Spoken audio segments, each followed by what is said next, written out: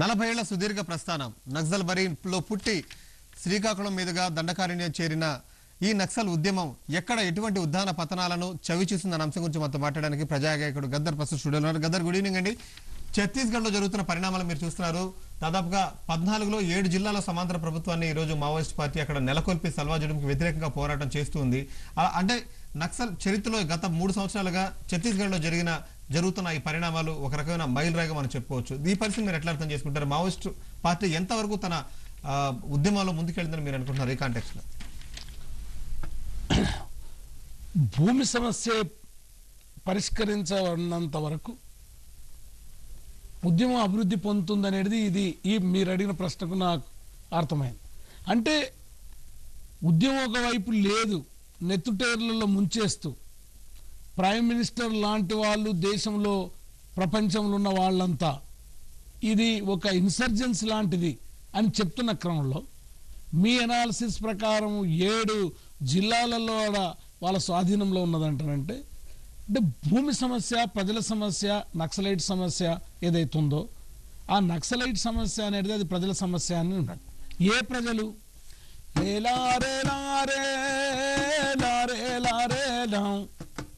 అడవి చూడమ్మో, ఆకులు చూడమ్మో, వ్యవసాయం చూడమ్మో, పోడు వ్యవసాయం చూడమ్మో, ఆకులు వరములు తిని బతికి జీవులు చూడమ్మో. అసలు వాళ్ళకు ఒక జత బట్టలు, వాళ్ళకు ఒక్క పూట తిండి లేదు, వాళ్ళకి కరెంటు తెలియదు, వాళ్ళకి హెల్త్ తెలియదు, ఎడ్యుకేషన్ తెలియదు. అంటే నువ్వు అనుకున్నటువంటి రాజ్యాంగ పరిధిలోకే రాలే. ఆ మనుషుల మధ్య ఈరోజు నక్సల్ బరి నుండి నీకు శ్రీకాకుళం, ఇటువంటప్పుడు పోరు దప్ప మరి దారి లేదని చారుబాబు సరోజు దత్తం నక్సల్ బరిలో నాగలి పట్టిన రైతులేసినాడో మాయమ్మల్లారా. ఆ పోరాటం ఆంధ్రదేశంలో ఆకాశమంటిల్దో మాయమ్మల్లారా. సత్యం గల్లా సత్యం సారు కరుణావైడు కైలాసన్న రింజిన్ కొమ్మన్నలు ఏమో కాంగ్రెస్ సర్కారు మీద వాళ్ళు కత్తినూరినారో మాయమ్మల్లా.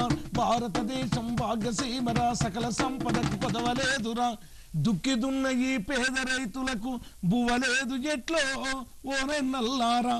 ఆ పోరాటం శ్రీశైలంలో, కరీంనగర్లో ఉప్పెనలాగా లేసి మరి చెన్నారెడ్డి గోలు దింపి గోదారమ్మ అడవిని దాటి దండకరణ్యం గుండెలోనికి పోరు వెళ్ళినాదో మాయమ్మల్లారా.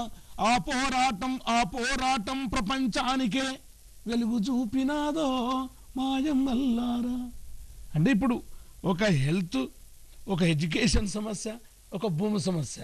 చాలా మనకు గిరిజనులు చెప్తారు, దండాలు బాబు దయలుంచుడి బాబు, గోండొల్ల బతుకుల్లో గొడ్డలి దిల్చొద్దు, దండాలు బాబు ఈ సెటు సాక్షి బాబు, ఆ పుట్ట సాక్షి బాబు, అవి దేవరమ్మ గుడులు, అవి జంగుబాయి గుళ్ళు, అది అమ్మ బొంద బాబు, అది అయ్యా బొంద బాబు, పట్టాలు లేవని మా పొట్ట మీద కొట్టకండి దండాలు బాబు, మేము గోండొల్లము బాబు సున్లే బాబు, హమ్ గరీబోం కా సునురే బాబు. రెహమాన్ సునో కరీం. కానీ మీరు 40 ఏళ్ల నక్సల్ ఉద్దాన పతనాలు చాలా దగ్గరగా, మీరు అన్ని పరిణామాలు చాలా దగ్గరగా చూశారు. ఇప్పుడున్న పరిస్థితి ఉద్దానం అని చెప్పుకోవచ్చా లేదా పతనం అని చెప్పుకోవచ్చా? నా పరిస్థితులలో రోజుకు నీకు భూమి సమస్య ఏదైందో అది ఒక కాలంలో భూస్వాముల ఆస్తిగా ఉండే, దున్నుకునేది, ఊరు మనదిరా భూమి మనదిరా. ఆ భూమి ఇప్పుడు డాలర్ అయిపోయింది. SEZ స్పెషల్ ఎకనామిక్ జోన్స్ వచ్చిన తర్వాత, వైఎస్ రాజశేఖర రెడ్డి ప్రభుత్వం అదే కదా, SEZ వచ్చిన తర్వాత స్టేట్ స్పాన్సర్డ్ ఒక క్యాపిటల్ అయిపోయింది. నీకు ఈరోజు అడవి మొత్తం, నీకు ఛత్తీస్గఢ్ అడవి అంతా ఏమైపోయింది?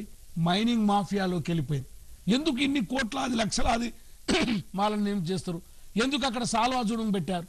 ఎందుకు అది అది ఒక అడవి అంటే ఉద్యానవనం, పచ్చని అడవి, గిరిజనులు అన్నటువంటి దాన్ని ఎందుకు ఒక కాన్సన్ట్రేషన్ క్యాంప్ చేశారు, పోలీస్ క్యాంప్ చేశారు? అందువల్లే భూమి ఈరోజు భూమి మామూలు కమ్యూనిటీ కాదు. ఈరోజు జల్ జంగల్, జమీన్. ఈ 3 భూమి, నీళ్లు, అడవి, ఈ 3 నీకు డాలర్ అయిపోయింది. అందు గురించే ఈ విధమైనటువంటి నీకు ఒక పరిస్థితి కనిపిస్తుంది. సో ఎప్పుడైతే నీకు అదైందో ఉద్యమం కూడా అంత ఉవ్వెత్తున లేసి ఈరోజు ప్రపంచంలో ఇక్కడ వెలుగును చూపించడం కాక నీకు ఇక్కడ మొత్తం అన్ని రాష్ట్రాల ముఖ్యమంత్రులు, ఎందుకు మా ముఖ్యమంత్రి వైఎస్ రాజశేఖర రెడ్డి గోల్ తిరుగుతుండే, అంత అయిపోయిన తర్వాత ఆయుధాలు ఎందుకు, ఇంత కాన్సన్ట్రేషన్ ఎందుకు? కాబట్టి ఇది అభివృద్ధి. ప్రపంచంలో నీకు తీసుకున్నట్టయితే ఇక్కడున్న 12 కోట్ల మంది గిరిజనులు, 22 కోట్ల మంది అంటరాని వాళ్ళు, 14 కోట్ల మంది ముస్లింలు, బీసీలు, they went in to the crisis, ఆర్థిక సంక్షోభంలోకి నెట్టబడ్డారు. సో ఎన్ని సంవత్సరాలు